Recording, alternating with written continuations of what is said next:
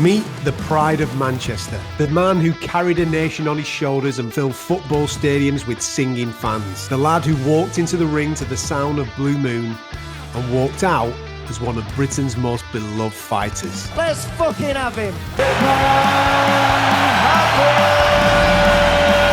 And there's another left hook, and another one, and he's got him this time! The man in our top of the bill tonight has also been a shot in the arm for British boxing. Ricky Hatton, a star in the making. The dream is made real! Ricky Hatton rocks the world! I think you saw more action in these 4 rounds than you saw value for money in Floyd's whole career. I'll just leave it at that. Ricky Hatton was more than just a boxer. He was a movement. Known for his relentless pressure, body attacks and fearless determination, Hatton carved his way through the super lightweight division to become one of Britain's greatest sporting icons. Ricky Hatton is the new British light welterweight champion.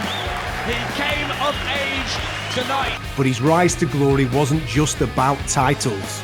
It was about the way he connected with the people. Born on October the 6th, 1978 in Stockport, Greater Manchester, Ricky Hatton was raised in a working class family.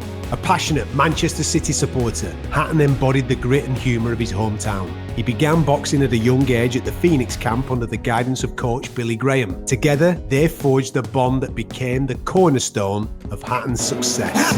Hatton's professional debut came in 1997.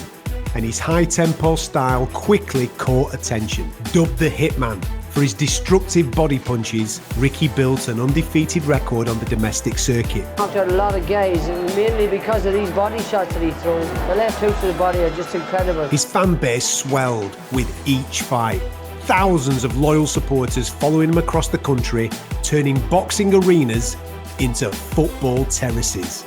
His big moment came in June 2005. In front of a raucous Manchester crowd, Hatton faced the formidable Kostya Tszyu, the reigning IBF super lightweight champion and one of the sport's most feared fighters. And I think he's landed one. Down goes Sam Judah! Many believe Tszyu's experience and power would be too much for the English underdog, but Hatton's ferocious pace and iron will broke the champion down. Something going on in the corner. Let's have a look here. Dave Harris is talking. The Tszyu's got it, it's over! Tszyu failed to answer the bell for the 12th round. Hatton was crowned world champion and Britain had a new hero. From that night on, Ricky Hatton wasn't just a boxer, he was the people's champion. You, me loyal fans, deserve it as much as me. We did it together tonight. Hatton's stock continued to rise as he notched 3 big wins stateside over Luis Colazzo, Juan Arango and Jose Luis Castillo. And this fight is over. It was the perfect liver shot. He then moved up in weight to challenge the world's best. In December 2007, under the bright lights of Las Vegas, Hatton faced pound-for-pound king Floyd Mayweather Jr.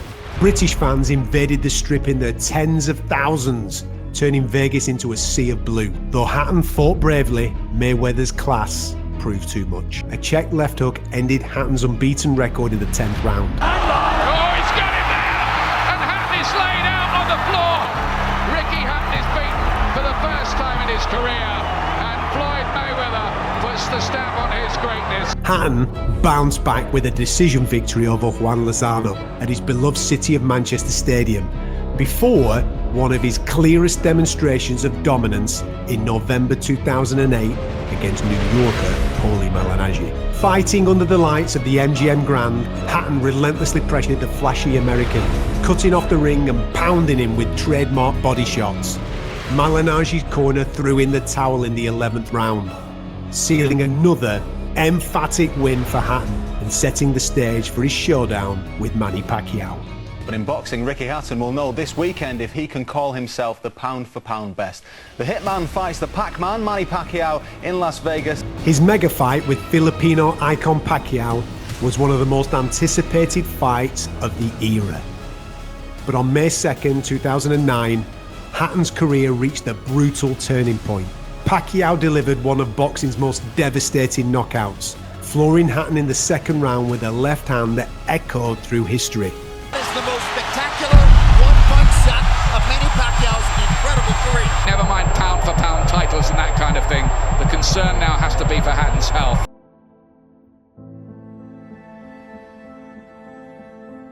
The losses to Mayweather and Pacquiao marked the decline of Hatton's career. Outside the ring, he battled with depression, addiction, and weight issues.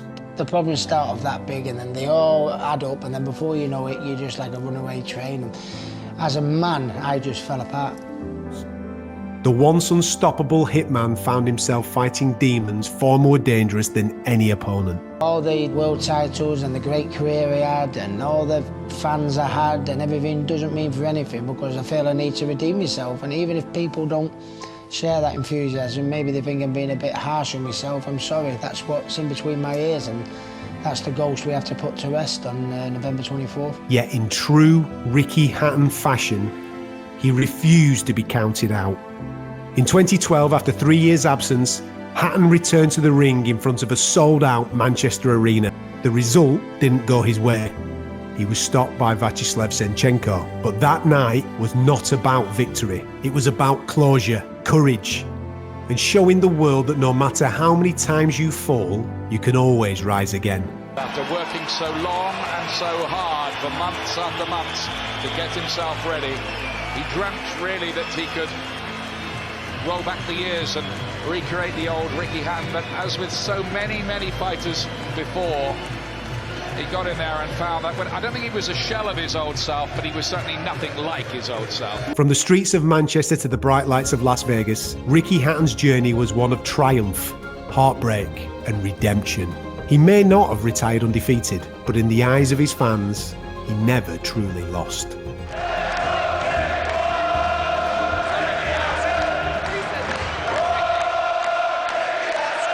Tragically, the story of the Hitman reached its final chapter on 14th of September 2025, when Ricky Hatton was found dead at his home in Hyde, Greater Manchester. Ricky Hatton has died at the age of 46. Talk about hard moments. Ricky Hatton dying over the weekend. Very sad news.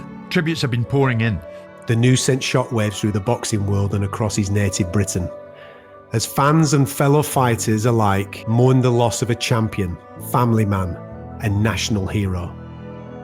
Well, some simply awful news broke at lunchtime today that world champion boxer Ricky Hatton has died at the age of 46.